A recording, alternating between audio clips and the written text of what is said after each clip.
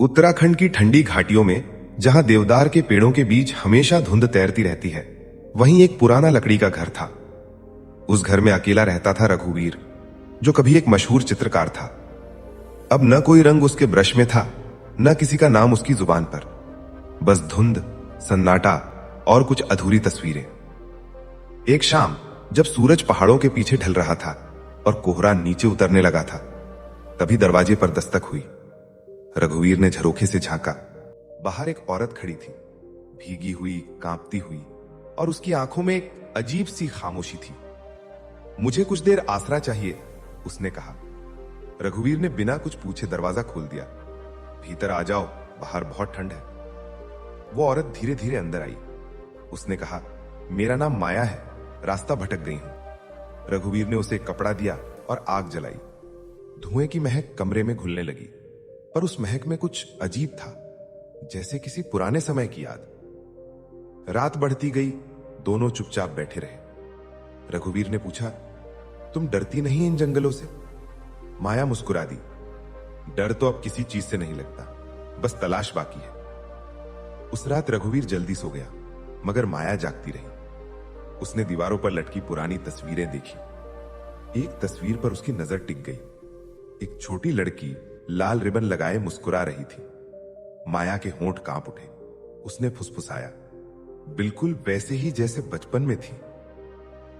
सुबह हुई तो माया रसोई में चाय बना रही थी। रघुवीर ने देखा, उसे इस घर का हर कोना पता था। उसने कहा, तुम्हें लगता है जैसे ये घर पहले देखा हो? माया ने हल्की मुस्कान दी। कभी यहां की हर चीज जानी पहचानी थी, अब सब धुंधला लगता है। कुछ दिन बीते। माया हर सुबह झोपड़ी साफ करती, रघुवीर के लिए खाना बनाती और शाम को बरामदे में बैठ जाती। एक शाम उसने कहा, क्या आप मेरे साथ एक जगह चलेंगे, बस थोड़ी दूर जंगल में? रघुवीर ने पूछा, क्यों? वो बोली, वहां एक घर है जो अब सिर्फ यादों में बचा है। रघुवीर ने सिर हिलाया। चलो। दोनों रात के सन्नाटे में जंगल की पगडंडी से गुजरे। पेड़ों की छांव में कोहरा गहराने लगा। थोड़ी दूर पर एक टूटा हुआ लकड़ी का घर दिखा।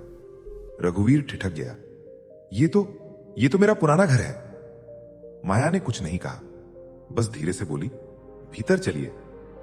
अंदर दीवार पर एक अधूरी पेंटिंग थी, एक पिता और एक छोटी लड़की की। रघुवीर के हाथ कांप उठे। ये पेंटिंग मैंने ही बनाई थी, पर ये यहां कैसे? माया के चेहरे पर आंसू लुढ़क गए।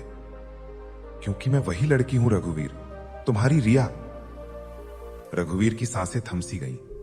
उसकी बेटी, जिसे सालों पहले नदी में खो दिया था, अब उसके सामने खड़ी थी। रिया, तू जिंदा है? वो बोली, नहीं बाबा, मैं सिर्फ आपकी याद में बची वो परछाई हूं। जिस दिन मैं आपसे दूर हुई, उसी दिन सब खत्म हो गया था। अब मैं लौटी हूं ताकि आप मुझे माफ कर दो। रघुवीर ने कांपते हाथों से उसका चेहरा छूने की कोशिश की, पर उसकी उंगलियों से बस हवा गुजर गई। दीपक की लौ डगमगाने लगी। कमरा ठंडा हो गया।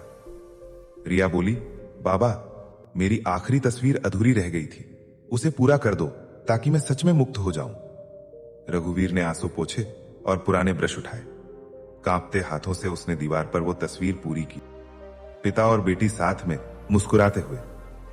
जैसे ही आखिरी रेखा खींची गई, कमरे में हल्की हवा चली और दिया बुझने से पहले थरथराया। रिया मुस्कुराई। उसकी आंखों में सुकून था और वो धीरे धीरे धुंध में खो गई। सुबह सूरज की पहली किरण दीवार पर पड़ी। वो तस्वीर अब पूरी थी, चमकती हुई, जीवंत। रघुवीर ने आंखें बंद की और कहा, जहां प्रेम सच्चा हो, वहां जुदाई नहीं होती। उस दिन के बाद रघुवीर फिर से रंगों में लौट आया। लोग कहते थे उसकी पेंटिंग्स में अब धुंध नहीं, सुकून बसता है। पर हर सुबह जब वो दीवार पर उस तस्वीर को देखता, उसे लगता उसकी रिया अब भी वही है, बस धुंध में लौटती हुई परछाई की तरह।